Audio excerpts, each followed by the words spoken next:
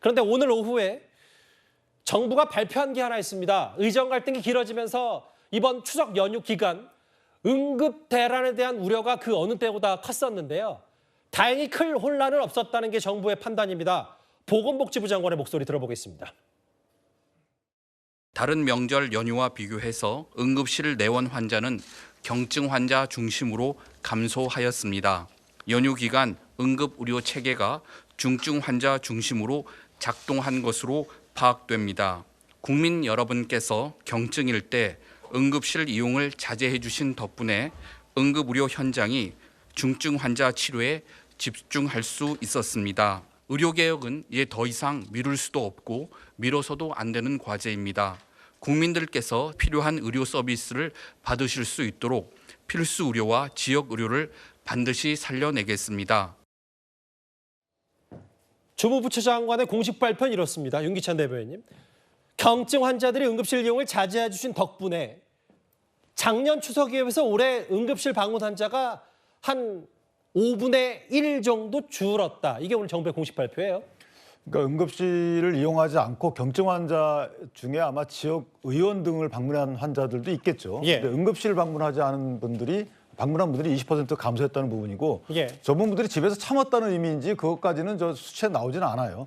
다만 이제 조규용 장관 입장에서 보면 일단 의료 붕괴 수준까지 가지 않았다라는 다행스러운 마음이 있는 것이고 다시 말씀드리면 의료 개혁을 통해서 뭔가 해 나가긴 해야 되는데 만약 여기서 의료 붕괴 수준까지 응급실이 마비가 됐다 그러면 의료 개혁을 할 수가 없는 거 아니겠습니까? 거기에 대해서 방점이 있는 것 같고 또 하나 이제 조규용 장관의 방점 중에 하나는 그동안 그 응급실을 돌보거나 배후 진료인 필수 의료과를 도와주신 의사분들께 감사의 마음을 전한 부분도 없지 않아 있어요. 예. 그리고 소방 인력, 그다음에 경찰, 지자체 상황실 운영하셨던 분들 이런 분들 전반적인 이 체계가 이렇게 잘 돌아갔다. 예. 그분들에게 감사드린다는 말씀도 있고 또 이 한마디도 했죠. 이게 지속적으로 버틸 수 있는 것은 아니다라는 취지로 말을 했기 때문에 빨리 의사분들이 들어와 줬으면 좋겠다라는 취지도 곁들였어요. 그렇기 때문에 제가 볼 때는 일부에서 말하는 걱정했던 그런 식의 의료 붕괴까지는 이르지 않았다. 따라서 의료 개혁에 대해서 국민 지지를 좀 호소하는 측면도 없지 않아 있다 이렇게 생각합니다. 그게 뭐 여러 우려가 많아서 준비를 단단히 한 건지 아니면 실제로 자연스럽게 이렇게 된 건지는 선후 관계는 좀 더 따져봐야 되겠습니다만 일단 이건 다행이죠, 현실적으로. 그럼 윤기찬 부위원장께 질문 하나 더 드릴게요. 이 내용만 좀 보면 뭔가 용산 대통령실은 여야 의정 협의체가 빨리 출범해야 되거나 혹은 그게 반드시 있어야 된다라는 것보다는 이런 상황이기 때문에 의료개혁을 흔들림 없이 추진하겠다. 이거에 좀 더 방점이 있는 것 같아요. 그 의료개혁에 대해서는 추진을 해야 된다는 것에 대해서 그 누구도 지금은 부인하지 않고 있죠. 예. 그러니까 당사자인 의사분들은 아직까지 의료개혁 중에서 인원 증가에 대해서는 전혀 동의하고 계시지 않지만 예. 나머지 의료개혁 부분, 3가지 의료개혁 있죠. 수가 관련된 현실화 부분이 하나 있고 예. 그다음에 전달 체계를 좀 고치자 이런 부분이 있고 그다음에 응급 의료 과정에서 있었던 의료 사고에 대해서 법적 책임을 좀 면제하고 감면하자. 예. 이런 부분에 대해서는 본인들도 동의하지만 인원 늘리는 것에 대해서는 동의하지 않아요. 그런데 정치권 내지 국민 상당수는 의료개혁, 인원 늘리는 의료개혁에 대해서도 일단 지지를 보내는 편이란 말이죠.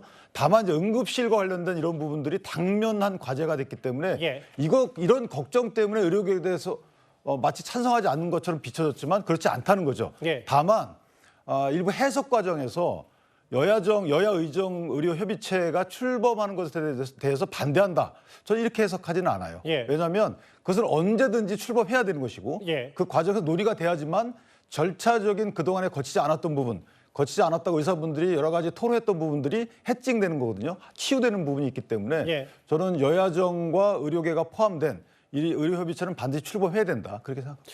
그 김진욱 대변인, 이제 아까 윤기찬 부위원장 말을 해서 거들면 이제 듣기에 따라서는 이게 그 의료개혁 흔들림 없는 과제고 그동안에 원래 개혁은 항상 이런 파열음이 나왔으니까 지속적으로 추진한다. 봐라.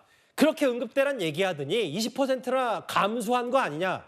결국 정부가 옳았다는 취지의 얘기로 이런 부분에 대해서는 상대당으로서 어떻게 평가하시겠습니까? 지금 정부가 오늘 얘기하고 싶었던 건 지금 말씀 주신 그 부분이죠. 그래서 결국 내일 조간에 응급실 대란은 없었다라는 제목의 활자가 실리기를 바라는 거 아니었나라는 생각이 듭니다. 예. 그런데 지금 단순하게 응급실 방문 환자 수가 전년 대비 또는 지난 설 대비해서 20% 정도가 줄었다라고 저렇게 단순 비교하는 것이 가능한 얘기인가, 적절한 것인가 하는 부분에 있어서는 저는 좀 비판적인데, 이번에 추석 연휴가 시작되기 전에 많은 국민들이 했던 얘기가 뭡니까? 아프지 말자, 사고 나지 말자. 이것이 추석의 덕담으로까지 활용됐던 그런 얘기들입니다. 그렇기 때문에 단순하게 이거를 지금 이 의료 개혁이 중단 없이 추진되기 위한 전제 조건이 지금 잘 마련되고 있다, 이런 식으로 해석하면 안 되고요. 예. 이번에 응급실 환자가 줄어든 이유가 정말 다양할 수 있습니다.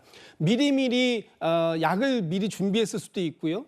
또 이렇게 사고가 나는 것을 조심하고 예방했던 측면도 있을 수 있고요. 예. 또 한 가지는 이번에 추석 연휴 기간 동안에 응급실에서 본인 부담률을 90%까지 올렸습니다. 그런 상태에서 돈 걱정되는 것 때문에도 응급실을 가급적이면 자제하고 약으로 참고 버틴 분들도 있을 수 있다라는 예. 거예요. 그렇기 때문에 이것을 뭐 단지 이번에 정부가 많이 노력했고 또 의사분들이나 국민들이 협조해 준 덕분에 20%를 줄였으니 그것으로 잘 넘어갔습니다 하고 안도할 만한 상황은 아니다. 이 정도까지 말씀드리겠습니다. 김진애 대변인 말씀은 정부가 준비를 단단히 해서 응급 대란이 일어나지 않았다, 오히려 감소했다 보다는 시민들, 국민들 개개인이 더 이른바 개인 치료, 개인 방역 같은 차원의 준비를 했기 때문 아니냐라는 해석을 해주셨기 때문에 알겠습니다. 오늘 정부 발표 얘기까지 응급 대란은 대체적으로 없었다는 평가 얘기까지 하나하나 만나봤습니다. 이렇게 우려했던 추석 응급 대란까지는 가진 않았습니다만 위기를 넘기겠습니다만 문제는 이제부터일 겁니다. 다음 주제 바로 가보겠습니다.